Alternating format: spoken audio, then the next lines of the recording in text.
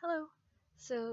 One of the many technological changes in the 20th century that spearheaded a new wave of human sexuality was the vulcanization of rubber, and this gave way to the creation of the diaphragm and the condom, both of which were the only forms of contraceptive use in the beginning of the 20th century.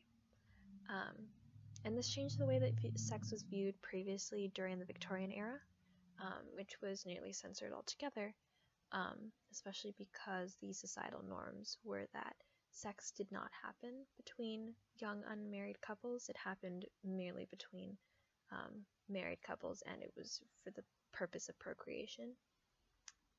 And it moved the societal norms toward more of a liberal and free-spirited idea, with sex happening more often between, like I said, the young and unmarried couples.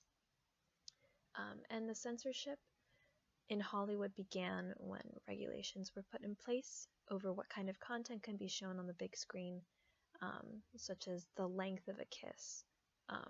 Shown in a movie, it was moved from 4 seconds to 1.5 seconds. And that became known as the Hays Code. And the code itself became more stricter after the Great Depression. And since there became more repression of sexuality within the public, and especially during the Great Depression, there was little to no interest in having sex because of what had happened when the stock market had crashed. Birth rates were dropping drastically,